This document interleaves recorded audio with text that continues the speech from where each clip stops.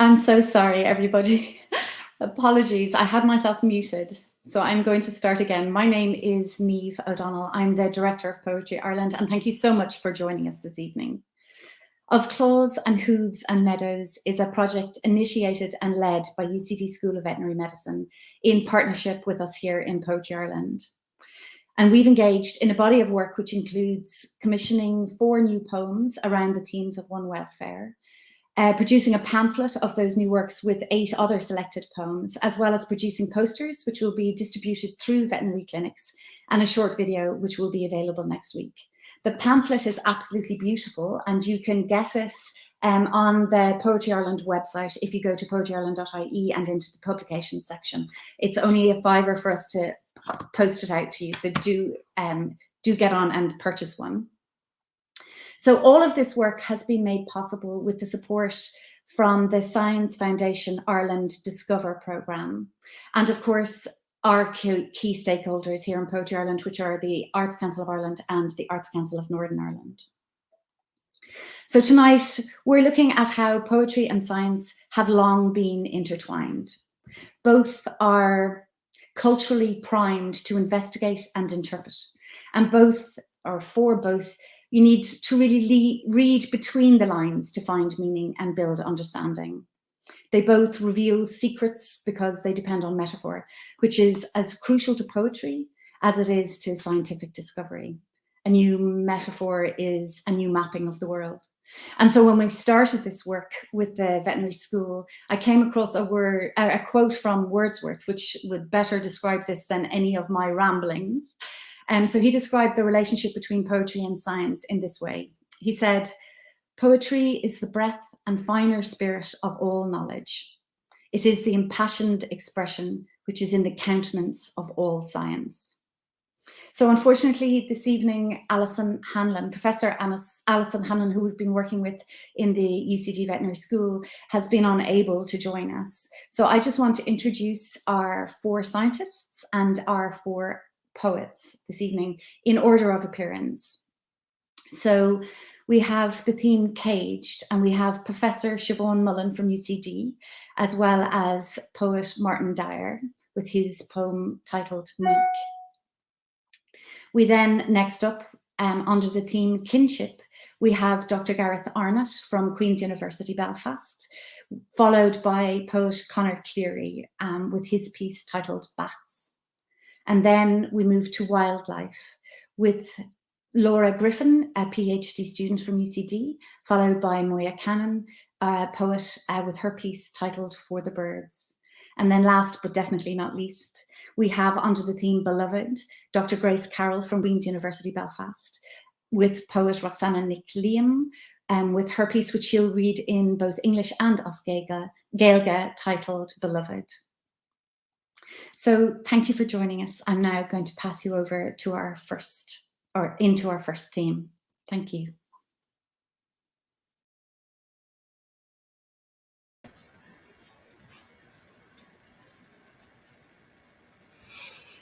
Thank you very much, Niamh.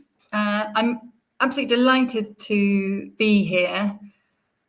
I thought I would tell you about a time a few years ago when I was offered the chance to do my first big research project.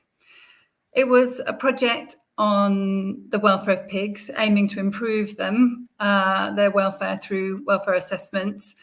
And it was funded by a levy from every pig sold, irrespective of the welfare of those pigs on the farms.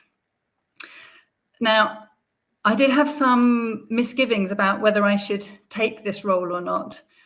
I guess there's a number of welfare issues for pigs. I knew that, for example, the lack of foraging opportunities on many farms meant that pigs were often tail biting each other, suffering, and had very limited opportunities for enjoyment.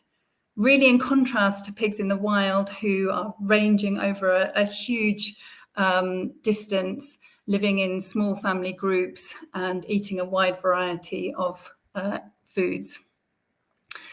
But perhaps there was one thing that was really troubling me more than others, and this became obvious because night after night after night, when I was trying to decide whether to take this project, I was having dreams that I myself was encased in a farrowing crate.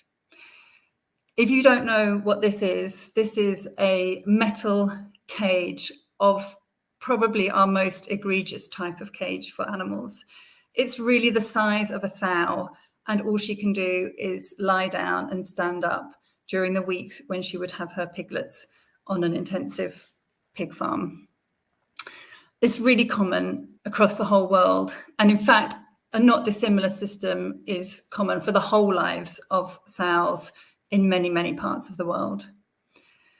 And that this should be the thing that was so pricking my conscience maybe chimes with our kind of inner feeling that freedom is so much a part of what we want to be and what we think we should afford others that we care about. And this has been reflected, I guess, in 1.4 million people signing a petition to end the cage age in Europe. And in fact, the European Commission have agreed to do just that earlier this year, announcing that they would gradually and in a phased way be ending cages for farmed animals. And it's not just farmed animals that we should be thinking about. We know that all of our species that we interact with regularly, our companion animals, our farmed animals, live complex lives when they're given complex environments and value freedom and the ability to choose how they should live out those lives. Whether that's horses in wanting to roam and not be caged in a stable, our companion rabbits, our farm species. And one of the things, in case you're interested, I did take that job. And in fact, the work did show that we improved the welfare of pigs, but we didn't end the cages for these animals. And it gave me a really valuable insight into reflecting on how we'd got to this point, and that actually Some of the reasons that we have brought animals indoors were laudable in the first place, wanting to protect them from disease, from the worst that the weather can throw at them, and to provide, in the case of farmed animals, food for a nation. And so I'm really clear that if we were to start keeping animals now, we would not be doing it in these very restrictive cages. And we need to roll back from the point that we've got to. So I'm absolutely delighted and intrigued to hear the poem that Martin has written on the subject of caged, and I hand over to him now. Hello, everybody. I'd like to begin by saying that in addition to being among poets, it is an honor this evening to be among vets and veterinary scholars.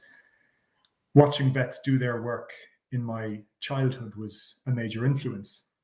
It was, in fact, one of the experiences that pushed me into poetry. That and the hectic privilege of growing up in a house of animal lovers and seeing my parents apply DIY forms of veterinary care, often very brilliantly, to horses and dogs and cats and even birds. The drama and the wonder of such experiences stays with you and marks you. And for this piece of writing, those memories were an important touchstone. The poem I have contributed to this book is called The Meek. With that title, I'm thinking of the shared forms of humility and sensitivity that are sometimes mirrored between animals and their human carers and advocates. In The Meek, though it's barely been published and has not yet been read publicly, there is a line which you might recognize because it has been chosen by the editors as the title of this new book and this special event. The words are of claws and hooves and meadows. When I wrote those words, I realize now I was trying to wedge a County Mayo menagerie into the poem, which, now that the poem is finished, I also understand as a global menagerie, a consideration of life on Earth. As it happens, I have written a number of poems previously about vets and about animals, and somehow the writing over time has convinced me that a life lived closely with animals is a life that is inevitably touched by poetic experience. For that reason, the subject of this poem, a female animal rights campaigner, is also a kind of poet. She's idealistic and she's determined, but despite her passion, despite the calling that has gotten hold of her, she's not necessarily on secure ground. In one sense, I suppose, that is as far as I was willing to go in the representation of what humans have done and continue to do to animals. But having said that, I hope a sense of real and imagined cages, both closed and opened, and a sense of animal lives as well as animal rights come across clearly in this short poem, which, as I've said, is titled The Meek. She aimed the arrow of herself at welfare. It was as if the animals had known how, through some form of agricultural hoax, some trick of animal telling, to cause the truth of their deep suffering to coil tight around her and make of her their most disciplined human agent, a woman fit to put their world securely into words, wear their mantle, and be their steel-willed, outspoken saint of claws and hooves and meadows. We, her followers, fear the price she paid. Slaughter is the future, and yet we trust in her cold acceptance of nature's cold view that all of life is love misunderstood. Thank you.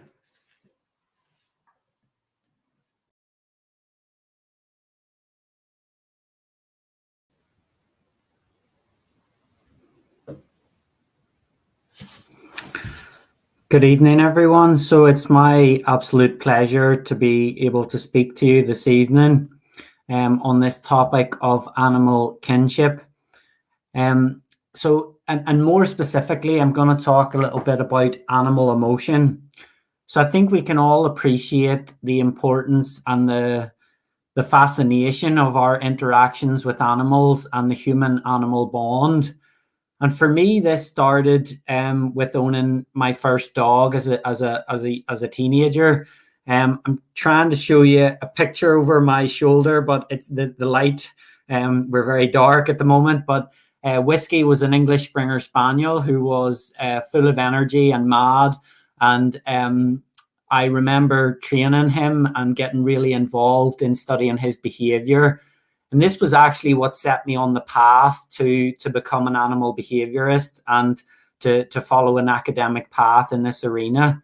So I think any of us, if we asked ourselves and looked at our pets and asked ourselves, do they experience emotion? We wouldn't hesitate to say yes. So our dogs experience pleasure when we take them out and other emotions. However, it was only when I became an academic that I realized and began to learn that this is actually more controversial than we at first think. So actually to demonstrate the existence of these emotional states scientifically is quite a challenge. Now, I should say, back in the day, perhaps Charles Darwin was ahead of us when he published the book, The Expression of the Emotions in Man and Animals. So he was in no doubt of the existence of these states. But the challenge for us nowadays is to try to empirically demonstrate this. And for a long time in the 19th century, it was basically a taboo subject to study emotion in animals. It was thought to be non-scientific and it was thought to be anthropomorphic, putting human attributes onto animals. However, now, of course, we are really interested in trying to better understand animal emotion because it is a key indicator of animal welfare. So I'm going to try to explain to you one concept and one way in which we can try to probe this question of animal emotion. And that is using a technique called cognitive bias, or more specifically, judgment bias. And the approach to use this in animals was pioneered by researchers at the University of Bristol. And basically, if you get lost in what I'm about to say, it's essentially a way to ask the animal, is the glass half full or is it half empty? So in other words, our emotional state influences how we see the world around us. If we're in a negative or depressed state, we tend to be more pessimistic. And if we're in a positive state, we tend to be more optimistic. So we can use this knowledge and create paradigms in animals where we can test this. So very briefly then, how do we do this? So one quick way is we can train animals to expect a reward in one location. So we have animals in a specific arena and we train them that in one location, they're going to get a positive food reward, for example. In another location, they're going to get something more negative. So they're going to get a lack of a food reward. And the animals will quickly learn to run to the positive food reward when they see a cue and avoid the negative. Now, the clever bit comes in that we can then place our food location. Once we've learnt the task, we can then probe at an ambiguous location. So we can place, for example, our bowl of food at an ambiguous location and essentially ask the animal, do you perceive it as if it's going to be something positive or negative? And what we find when we do this is the animal's underlying emotional state will influence how it interprets that. So, for example, in my research, we've done work where we've given dairy cows access to outside pasture, and we've shown that cows that get access to pasture are in a more, the results are consistent with those cows being in a more positive, optimistic emotional state than cows that are maintained inside all the time. You might say that that would sound obvious, but actually demonstrating that scientifically has been a modern day challenge. So, and this, of course, is very important to the theme of one welfare. Again, I think we can all agree that our welfare is linked to the welfare of the animals around us. But importantly, we want to just not avoid negative emotions. We want to try to find ways to enhance positive emotions in both our animals and us going forward. And so with that, it is my pleasure to introduce the poet that's going to talk on this topic of kinship, and that is Conor. And I hand over to Conor at this stage. Thank you, Gareth. It's really lovely to be here this evening, talking on the theme of kinship as it relates to one welfare. I'm going to read a poem called Bats, and this poem was partly inspired by a trip I took to the Rossneath Peninsula in Scotland during a writer's residency. And for about 3 weeks, I was living in a converted shipping container up a hill in the countryside. And one of my favorite things to do the whole 3 weeks I was there was at night, I would go outside and there was a pond in front of the place I was living. And I'd watch the bats dive bombing for insects. And so this poem is kind of emerges from that fascination of observing animals. And I was struck when Gareth was talking about, I was struck by how science is so regularly an exercise in observation and careful observation and particular observation. And when I was looking at these bats, I was admiring their beauty and the virtuosic nature of how they would hunt for insects. But how when you watch for long enough, there's a sort of almost uncomfortable, uncanny feeling when you start to recognize that animals, I suppose in any context, as Gareth eloquently put, are creatures that have emotion and feeling and sentience. And I think because of the way we can be brought up in the world as humans, that can be an uncomfortable realization because it's at odds with so much of how we live our life. And to be able to tap into that sort of empathy more often. So this poem is called Bats. I watch them flit above the surface of the pond. Their silhouettes are clear against the sky, which, even as late as this, because it's summer, because I'm this far north, throbs blue with leftover light. The bats are smaller than I had expected, their movements erratic and unrhymed, like a toy on a string you tease cats with. I think I could never allow myself evolve into something so swattable. Couldn't do without my barriers of fat and muscle, my vicious metals. But then, when I close my eyes and let my throat imagine the cloud of flies milling above the water, the juice in them, the need and gorging nightly, the June sky rears up like an idle paw, and I feel the insulating grams fall away from me in their tens of thousands. And yes, I am a sorry animal, hungry and toy-like. And yes, when it suited me, I have watched my empathy withdraw like the tide and let it. Thank you.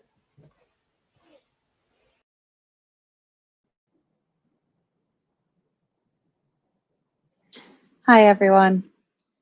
I am delighted this evening to get to speak to you all on the theme of wildlife.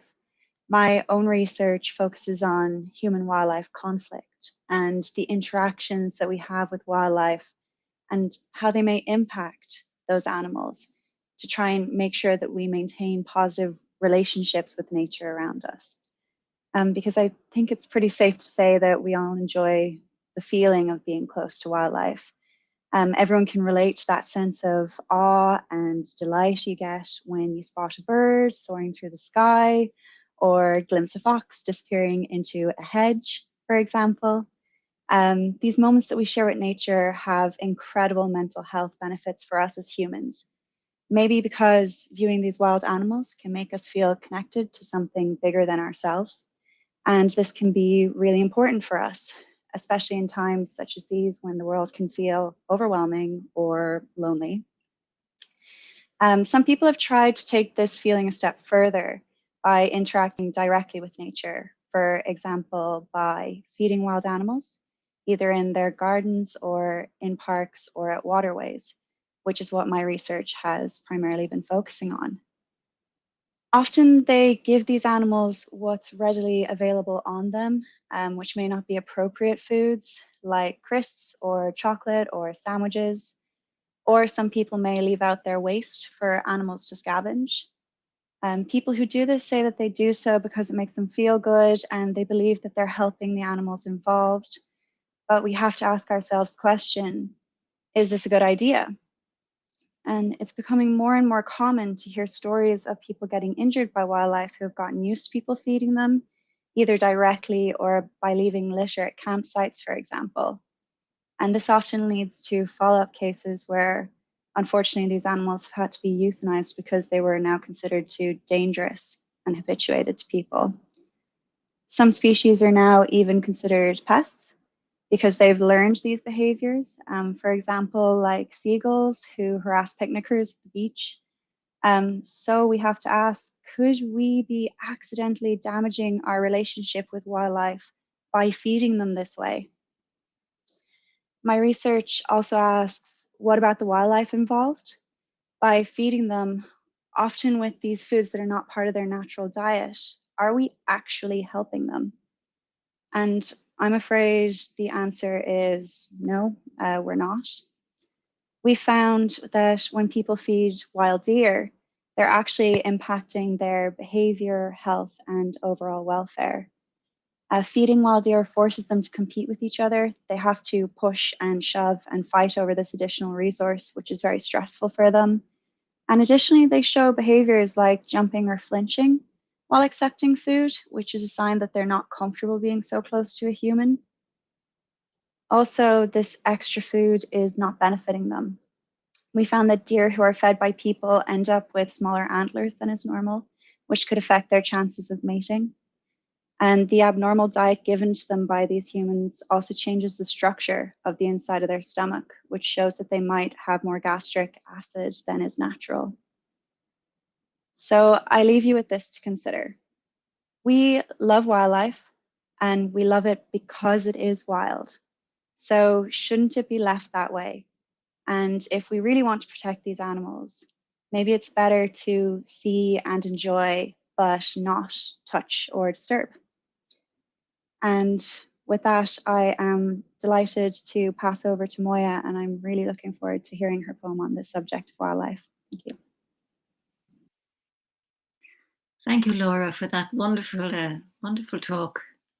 I'm going to read a poem called "For the Birds." Actually, before I started, it just reminds me I lived in Galway for most of my adult life, and used to go down to the swans by the Claddagh, and after a while we were told to be very careful what we fed them. That when we thought we were doing good, we were actually doing quite the opposite, and it had a very strange effect on the birds. Their plumage turned pinkish, and I believe this had something to do with their diet. I'm not too sure. Anyway, this is called "For the Birds." And there's an epigraph from the wonderful Austrian poet Rainer Maria Rilke. He said, "You must change your life." and how we resisted, as though all change had designs on us, yet for the birds too, as for insects and glaciers, for leverets and children, change we must. For blackbird whose yellow upflung notes and triplets fill backyards and skies, who has sung this April week for love or lust all morning and again at dusk from a neighbour's blocked off chimney pot. For goldfinch, whose red velvet head bobs around the feeder, and the martins who fly far, far to dig with little beaks deep homes in sand. For feather-trousered eagle, vice-gripper, soarer on thermals, skylord who claimed and named high places long before Fionn or Arthur might have lived. For the bird whose harsh, unwelcome rasp annoyed us out of sleep on childhood mornings when we longed to hear instead summer's two cool, perfect notes, cuckoo, cuckoo. Who then could ever have believed that poor tuneless corncrake and her down black chicks would vanish from the tough long grass? Or that pigeon flocks, so vast they darkened America's skies, hunted for sport and pigeon pies, would be reduced to one poor bird who died imprisoned in a Cincinnati zoo?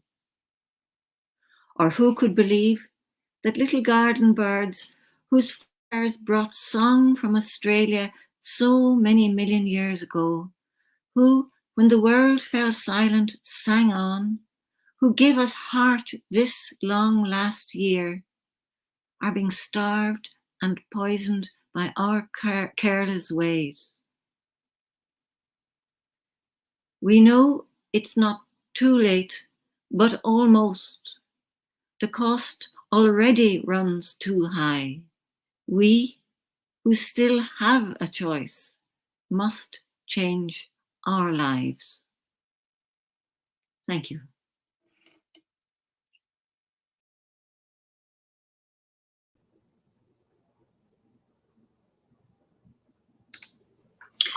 Hi everyone, I'm going to talk to you about the human-animal bond. For as long as I can remember, I've loved cats. My first cuddly toy was Sylvester the cat from Looney Tunes. In primary school, when I was about 7 years old, I attempted to knit a cat rather than the more traditional hat or scarf. At the age of 12, I finally convinced my parents to let me get a kitten. And I remember my father saying, "You'll get bored of it in 6 months." But he was wrong. My love of Sandy and animals in general endured. And I'm not alone. Pet keeping is a human behaviour that's seen across many countries and many cultures. Its roots are dated back thousands of years. Have you ever wondered why you greet your cat in that high-pitched, lilting voice? Or why you're compelled to provide your dog with that forbidden treat when you see those big puppy dog eyes? We as humans are hardwired to respond to human infants. We find their big eyes, their chubby cheeks, and their attention-grabbing cries quite hard to ignore. And we speak a language called motherese to our infants, and this is otherwise known as baby talk. We respond similarly to our companion animals who, over evolutionary time, have become more infant-like in both their appearance and their temperament. Our relationship with companion animals is a mutually beneficial one that has evolved over millennia. In evolutionary terms, companion animals have benefited greatly from the human-animal relationship. With humans taking over the role of protector, providing companion animals with things like food, shelter, and veterinary care, they have been able to reach much greater numbers than would have been possible in the wild. We too have benefited from this relationship. Not only do pets provide us with companionship, but they're also good for us as well. For example, research suggests that pet owners have improved sleep, better overall health, and take less time off work than non-pet owners. However, the relationship with companion animals that we have is far from perfect. Ironically, it's our very love of that which is cute and infant-like that has led to a compromise in animal welfare. To meet our desire for those cute, juvenile traits, we breed dogs to have round heads or flat faces, and this has serious consequences for animal health and welfare. Our desire for companionship during lockdown has led to increased demand for companion animals, and this has led to dog thefts and a booming market in puppy farming. There is also concern that as life returns to normal, a surge in animal relinquishments and abandonments will be seen. Some of my research suggests that roughly 5% of cat and dog owners are currently considering relinquishing their pets, due largely to finances, behavioural problems, and COVID-19 related health concerns. So we must continue our research into the human-animal bond to ensure that the human companion-animal relationship truly is a mutually beneficial one, where animal health and well-being is placed at the heart of the decisions that us humans make. So with that, I'm delighted to now pass you on to Roxanna.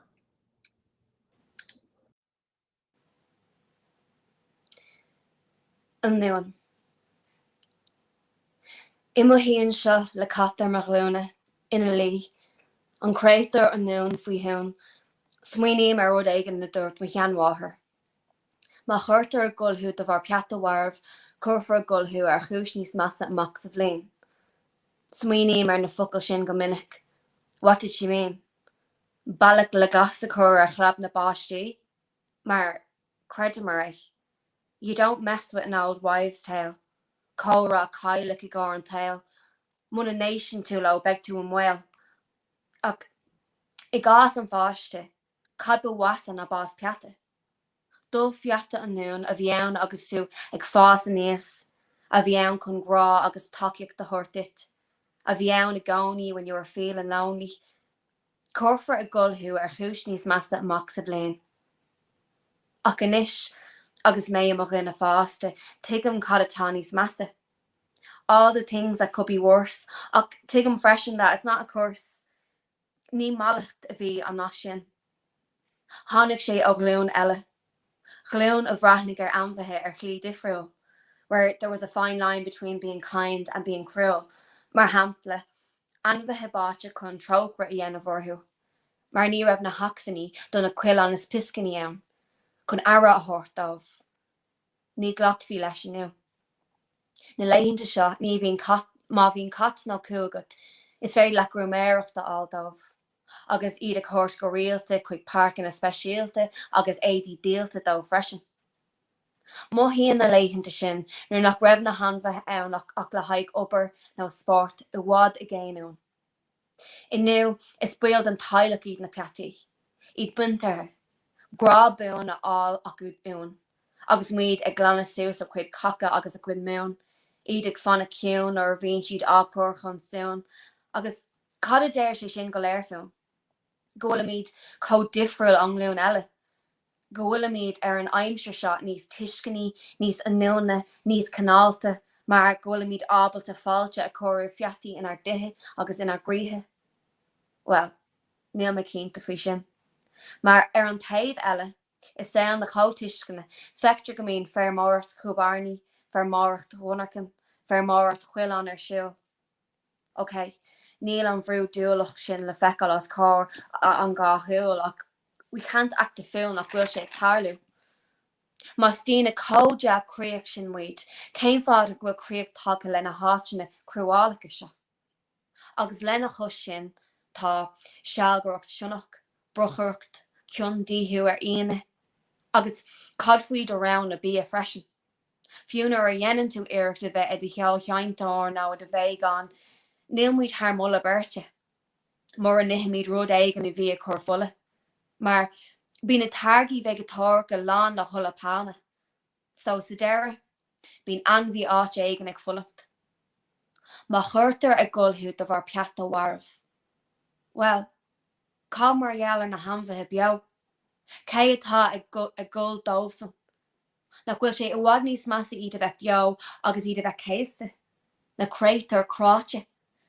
Tá mí có tóca lenar beataí. A ceapim se ornta go ngeanamid níos mó damáise dá bheith dhéanamid iirecht. Is minic go mbíonn é dóchasach film. Ach ag deire an lei tascam go bhfuil daoine lán le dear ann. Níl ann ach beag an cairdeas, den cuideachta agus den grá uan. Creightar an nuan, madra nó cat ina lí ar do gluúin, ag dulchan sún, agus mí có mó le huan. Beloved, sitting with a cat on my knee, lying there, the beloved creature asleep, I think of something my grandmother used to say. If you cry over a dead pet, you'll have something much worse to cry about by the end of the year. And I often think of it. What did she mean? Is it a way to shut children up? Well, if that's the case, my grandmother achieved it because we fully believed it. You don't mess with an old wives' tale. We listen to folklore. Otherwise, it's trouble you're asking for. But when you're a kid, what could be worse than an animal's death? Your beloved pet taking its last breath. Your best pal that you grew up with, that you adored, that gave you love and support, that was always there when you were feeling lonely, just one day not being there. You'll have something much worse to cry about by the end of the year. What could be worse? And now as an adult, I understand all the things that could be worse. But I also understand that the saying is not a curse. It just came from a different generation, from a nation that viewed animals in a different way, where there was a fine line between being cruel and being kind. For example, drowning animals as a kind of mercy because there wasn't the resources to look after a new litter of puppies or cats. Today we wouldn't tolerate that. Today litters of kittens and pups aren't doomed, but more likely pampered and groomed and brought to their own special park where they can run and bark to their heart's content, and hard-earned money spent on pet clothes and accessories. These days, the days where animals were just work or food feel like a long time ago. Today, a pet is part of the family, a loved one, receiving our abiding love and undivided attention while we clean up their piss and shit. And when they sleep, we stay quiet so as not to wake them. What does all that say about us? That we're immensely different from the last generation, that we're more thoughtful, more compassionate, more loving these days, that we have much kinder ways because we're able to welcome pets into our homes and our hearts. Well, I'm not so sure about that, because on the other side, in these enlightened days, we have come up with worse ways to treat animals. Battery farms and factory farming and puppy mills, the puppy mill capital of Europe, in fact. And okay, the abuse isn't happening in front of our eyes, but we can't pretend it's not happening or try to disguise it. If we are so good-hearted and kind-natured, why do these cruel places still exist? Why aren't we using our voices? And then we have fox hunting and badger baiting and deer culling. And then there's our food choices. Even when you try and make an effort to be vegetarian or vegan, we're causing deforestation by eating products full of palm oil. So in the end, some poor animal somewhere is in turmoil. If you cry over a dead pet, you'll have something much worse to cry about by the end of the year. If you cry over a dead pet, well, what about the animals that are alive? Who's crying over them? Is it not a lot worse for them to be alive but be in pain? Those poor suffering creatures, and it's our lifestyles that are to blame. We're so obsessed with our pets, but I think sometimes that we do more damage the more attached we get. I often feel hopeless about humans, but at the end of the day, I know that even if we are selfish, we're full of good intentions. We only want some company, some friendship, some love from our beloved creatures, curled up on our knees, falling asleep, while we do our best not to make a peep. Thank you.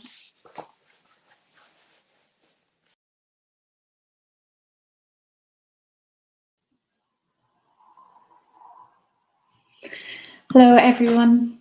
I just want to say a couple of words of thanks. So unfortunately, this evening we weren't able to be joined by Professor Alison Hanlon from the UCD School of Veterinary Medicine and also Agnese Belsani, but I want to send them my regards and thank you and thank them for all of the work that they've done. I also want to thank the Science Foundation Ireland again, and also Helena Grimes, who illustrated our lovely pamphlet.